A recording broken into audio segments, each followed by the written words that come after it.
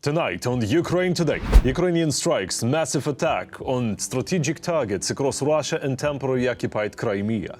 Could it be that Kyiv has started using Flamingo missiles? Battlefield update. According to Deep State, Putin's army has made some gains in the Zaporizhzhia and Dnipropetrovsk regions. Havana's help, the US State Department says up to 5,000 Cubans are fighting in Ukraine on Russia's side. Russian terror. The invaders targeted Ukraine's energy infrastructure and the homes of peaceful people. Power shift. How will the victory of populists in the Czech parliamentary elections affect relations between Prague and Kyiv? All that and more coming up right now. Hi everyone, my name is Volodymyr Robchun. Make sure to subscribe, hit that like button, and let's dive into the news. Ukrainian drones, and maybe not only drones, but more on that later, hit strategic facilities across Russia and temporarily occupied Crimea. In Feodosia, the peninsula's largest oil terminal is on fire. There are also reports of explosions at a Russian military base nearby. In Russia's Nizhny Novgorod region, a Lukoil refinery was hit. Local channels reports at least 4 loud explosions. Simple as that. The refinery supplies fuel to the occupying army, which makes it a completely legitimate target. Also hit the Sverdlov plant, one of Russia's biggest producers of explosives. Explosions were also reported in the Bryansk and Belgorod regions, and in Sochi around 100 flights were cancelled. Now back to that not only drones part. According to The Economist, Ukraine has begun using Flamingo missiles. The outlet says Ukraine currently produces 2 to 3 of them per day, but that number could rise to 7 by the end of the month. So stay tuned. Putin's army has advanced in the Zaporizhzhia and Dnipropetrovsk regions, according to Deep State. More details about the situation on and around the battlefield right now. Russian forces on the front are opening a new direction for an offensive, specifically in the south of Ukraine, namely the Zaporizhzhia sector. Thus, near Stepnohirsk, in the area of the settlement of Stepno, the enemy has been conducting active assault operations for the past several days. The occupiers are also trying to send their so-called observers to the Dnipro Islands, which are located in the gray zone. Fortunately, all attempts by the enemy to gain a foothold and deliver ammunition across the river end the same way. For example, the unmanned systems unit of the 15th Karadak Operational Brigade has thwarted more than one such attempt. Those few who do manage to cross the river are already being awaited on land by Ukrainian drones. Overall, in the southern operational zone, the enemy is striking with guided aerial bombs and unguided rockets. They are constantly increasing the use of kamikaze drones. Additionally, over the past few days, the occupiers have increased the number of artillery shellings due to worsening weather conditions. In those same areas where the occupiers can reach with drones, all the fields and tree lines are strewn with fiber optic cables. This, for example, is what the Pokrovsky direction looks like today. The entire area is completely covered with intricate fiber optic cables, each and every one meticulously connected to a truly deadly FPV drone, poised and ready. But despite all this, our soldiers keep working and are carrying out a real hunt for the occupiers. Our drone operators find the enemy everywhere, in buildings, tree lines and shelters, then give a warm welcome to enemy infantry and equipment. Despite all the Russians' efforts, our soldiers managed to achieve success in certain sectors of the front. For example, in the Donetsk region, the armed forces of Ukraine stopped the occupiers' advance in one of the directions, stabilized the situation, and are eliminating the remaining saboteurs. In particular, the defense forces have stabilized the situation in Yampol in Donetsk region and are clearing the area of sabotage groups.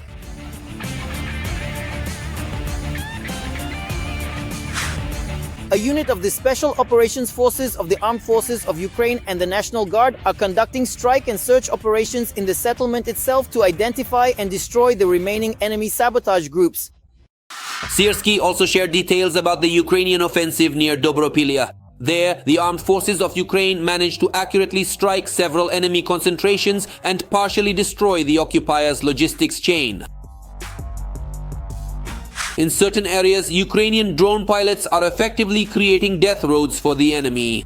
For example, Our UAVs caught up with 2 Russian vans, 6 trucks, and at least 2 armored combat vehicles. The occupiers' losses in this direction over the past day amount to 47 personnel. Of these, 32 are irrecoverable losses. Since the start of the counter-offensive operation in the Dnipropetrovsk direction, the Russians have lost about 3,520 personnel. Of these, at least 2,000 will return home in coffins.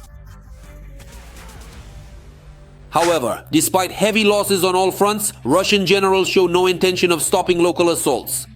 On the contrary, together with Putin, they seem to be deliberately trying to send as many Russian contract soldiers to their deaths as possible. For example, the Russians advanced in the Kharkiv region toward 8 different settlements at once, according to reports from the Ukrainian General Staff. According to the military, over the past day, Ukrainian forces repelled 12 attacks in the southern Slobodansk direction.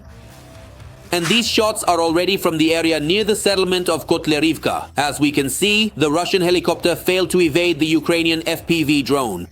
And although the incident itself happened the day before, Russian media have only now published the video of the enemy bird being shot down.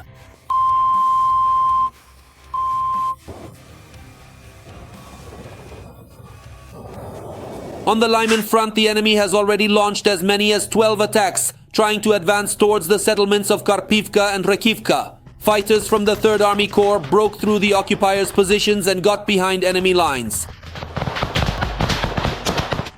As a result, the Ukrainian exchange pool has been replenished with a couple of new Russian prisoners.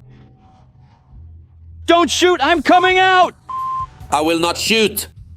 I promise I won't shoot! Come out! With your hands up! Drop your weapon and come out! If you surrender, you'll go home, you fool! Come out! However, not all occupiers are lucky enough to be taken prisoner.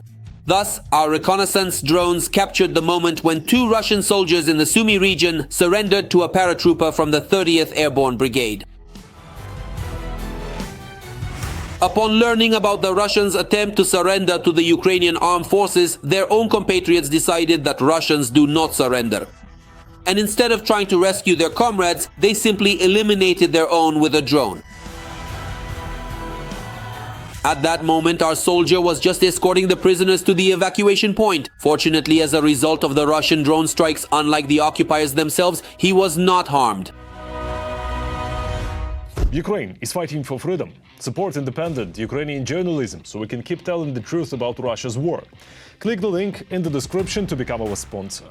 Now is a good time to subscribe to the channel and give this video a like. And please share it so more people can see the truth. Thank you, and Slava Ukraini! Glory to Ukraine! In the past 24 hours, Russia lost at least 1,090 soldiers killed and wounded. That brings total Russian losses since the start of the full-scale invasion to 1,116,340. During the same period, Ukrainian defense forces destroyed 5 Russian tanks, 14 armored vehicles, 18 artillery systems and dozens more enemy assets. Up to 5,000 Cubans are fighting in Ukraine on Russia's side, Reuters reports, citing the US State Department. Cuba now ranks 2nd, right after North Korea, among foreign troops contributors to the Russian army. The occupiers continue shelling civilian targets. In Sumy, a maternity hospital came under Russian fire. At the time, there were 11 children, 35 patients and 120 staff members inside, but thankfully everyone managed to take shelter in time. Russian forces also attacked Ukraine's energy infrastructure, hitting Zaporizhzhia, Chernihiv and Sumy regions. There are power outages, injuries and damaged homes. In Zaporizhzhia, 1 person was killed and 9 wounded in Russian strikes using drones and glide bombs. In the Lviv region, 4 members of 1 family, including a 15-year-old girl, were killed in a Russian attack. Several others were injured.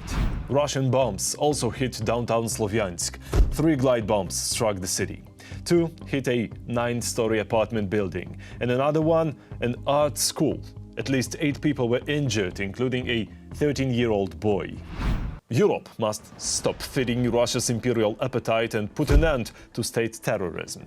That's from Lithuania's Foreign Minister Kęstutis Budrys, who wrote on X that Europe should finally ban imports of Russian oil and gas and arm Ukraine enough to stop Russian evil once and for all.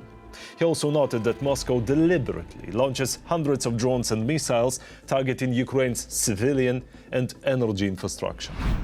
The delivery of US long-range missiles to Ukraine will damage the relations between Moscow and Washington. That's according to Russian dictator and war criminal Vladimir Putin. Just now you mentioned the President of the United States. Well, there were some issues related, let's say, to discussions about supplying new weapon systems, including long-range, high-precision ones. Those are Tomahawks and so on. Well, I already said this would lead to the destruction of our relations, or at least of the positive tendencies that had just started to appear. So I'm saying exactly what I think. But how things will actually turn out, that depends not only on us and not only on me. But here's the thing, what does that even mean? Unclear phrases like everyone knows, some say there are problems, no specifics. Putin's trying to make it sound like Washington and Kyiv are the ones facing trouble, not the Kremlin. So what exactly will this cooperation destroy? Relations or tendencies? I think that Moscow's just in shock. They clearly didn't expect this. Norwegian F-35 fighter jets are joining NATO's air defense mission over Poland this October. According to Polskie Radio 24, the pilots will be stationed near Poznań, with orders to intercept enemy drones or aircraft entering Polish airspace. Any decision to engage will be made by NATO's command. In the Czech Republic, power has changed hands. Populists have won the parliamentary elections. What does that mean for Czech-Ukrainian relations and for Russia's war in Europe? In the Czech elections, the NO party led by former Prime Minister, billionaire and Eurosceptic Andrej Babiš came in first. Babiš is known for his, to put it mildly, pro-Russian views and his admiration for leaders like Orban and Fico. Ukraine is not ready for the European Union. We must first end the war. We can cooperate, but you are not ready. Babiš is also called the Czech Trump, who is likely a fan of the US president. The pro-European coalition, Together, led by current Prime Minister Petr Fiala, was supported by more than 20%. The country has elected deputies who will decide which course the Czech Republic will take for the next 4 years. The claim that we are dragging the Czech Republic somewhere to the east is a lie that politicians from the government use to scare people. None of the parties managed to surpass the 50% threshold, and the next government in the country will be a coalition. In fact, the coalition can be either official or informal. The current prime minister is from the center-right, so I think they will also try to form their own coalition. Babiš made many promises to increase social benefits and lower taxes, but took a cautious stance on a number of European Union initiatives. Similar statements have long been made by the leaders of 2 other EU countries, Hungary and Slovakia. Now, if we imagine that Babiš does become prime minister, I think he will seek to communicate with both Orban and Fico, and we will end up with a sort of triumvirate of Central European countries that, to put it mildly, will not have a very positive attitude toward Ukraine.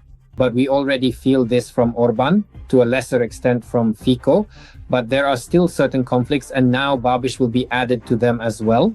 And what is very important is that this is yet another force that, let's say, carries an anti-EU ideology.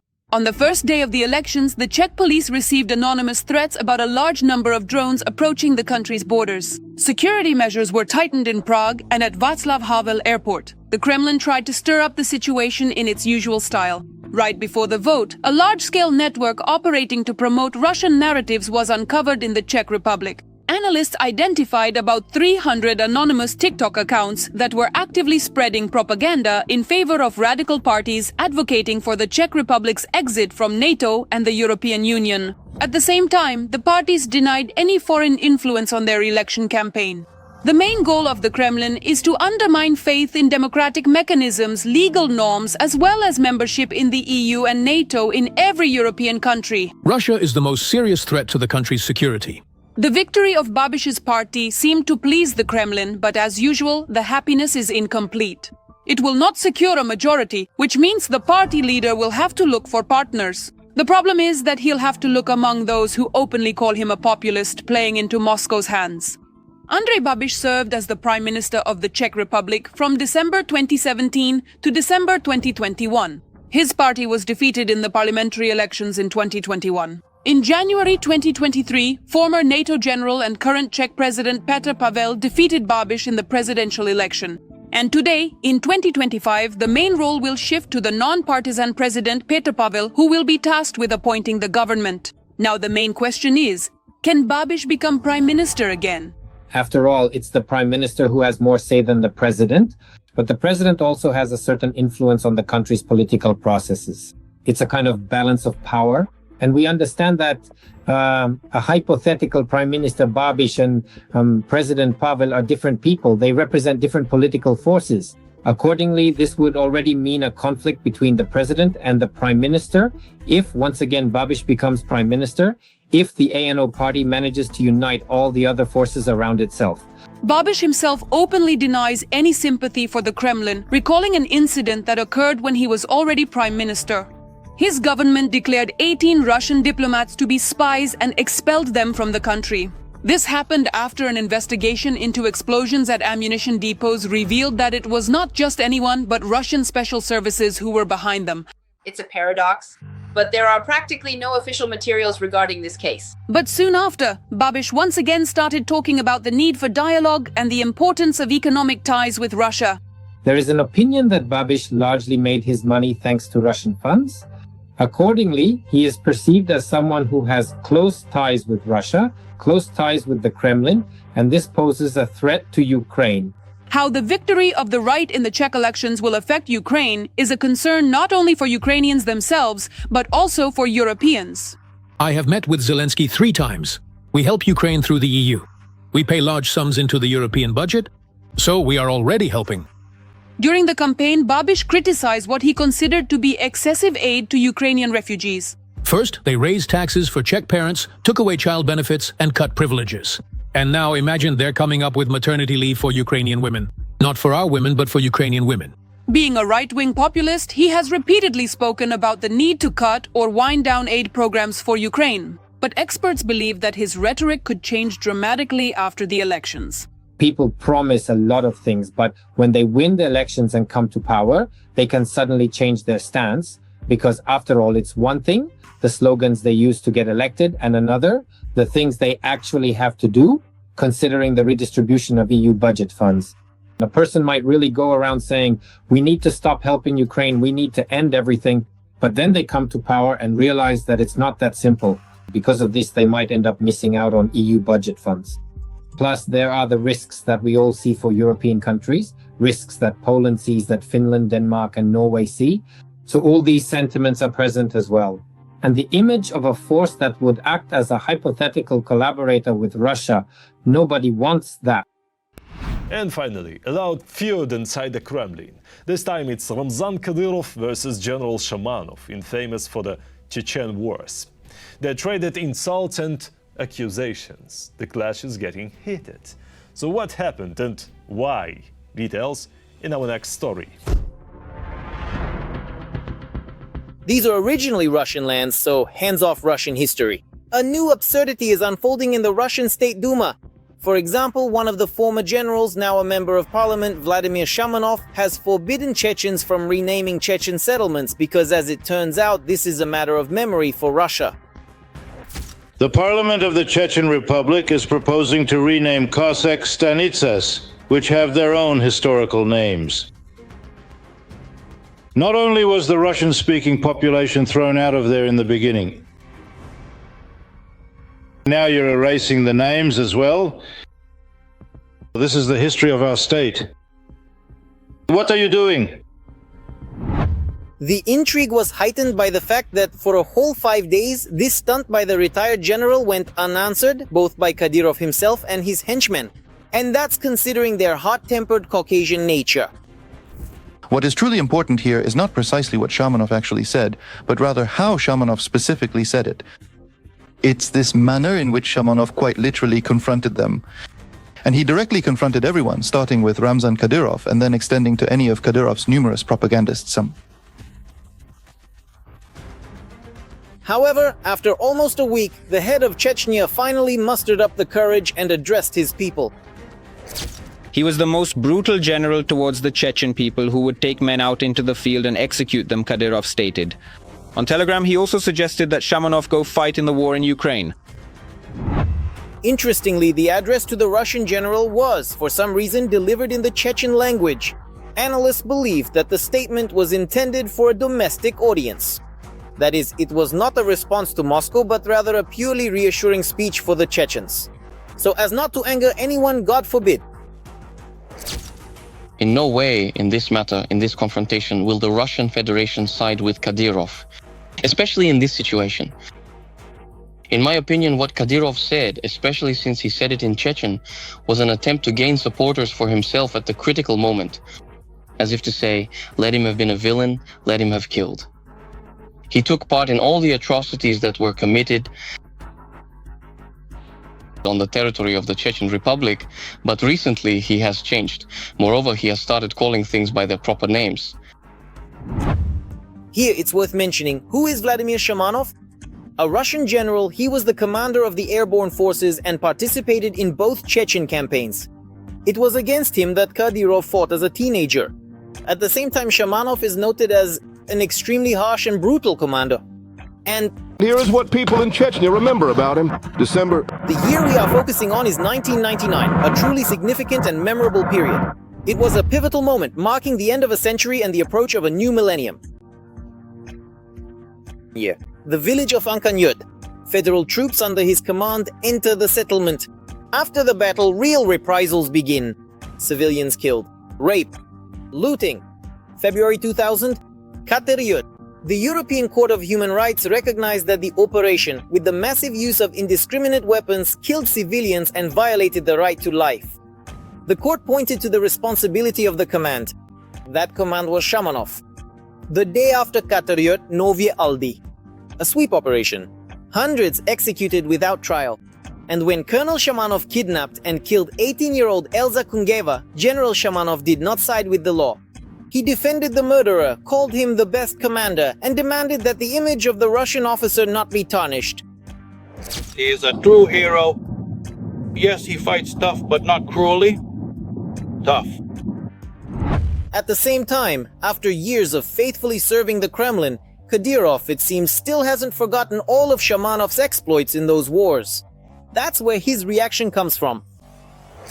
In reality, he is being brought before a tribunal for what he did during the sweep operation. As for the essence of the conflict around the renaming, there is no more inherently Russian in the renamed stanitsas than there is in Transnistria or Abkhazia. It's just as much a foreign region, which the Russians once also took by force. In reality, the history of these stanitsas is such that during the Caucasian War, during the expansion into the Caucasus, Chechen villages were destroyed, and Cossack stanitsas were established in their place as fortifications. And of course, they were given Cossack Russian names. Names like Shelkovskaya, Cernovodskaya, and Naurskaya are precisely those given by the conquerors. Well, you can't stop the Kremlin crowd anymore. In a dispute between a Russian and a Chechen, they typically side not with the one who is right, but with the one who is ethnically closer. As a result, Z-bots have already flooded Runet, all rushing to answer Kadyrov. It is indeed very convenient when one is living in a state of extreme and opulent luxury to simply send someone else to fight in a war. So if it is truly so easy to dispatch others, why would you not choose to go yourself? Ramzan Kadyrov, the controversial leader, along with his Chechen fighters, has been kept in a deep and prolonged reserve for a considerable amount of time now, seemingly engaged primarily in activities such as merely shooting practice at the designated training range, rather than active combat operations. Analysts say it's possible that the Chechens will soon have to shoot not just at the ranges. Let's hope it doesn't come to a third Chechen war. After all, the story with the renamings is a clear signal that the region wants to live by its own rules. And there isn't much left before the question of seceding from the Russian Federation arises. And this process clearly won't be a peaceful one. That's all for today. Thanks for watching. Thank you for your support. Strength to Ukraine's defenders. Glory to Ukraine. Don't forget to like, subscribe, comment and share. See you next time.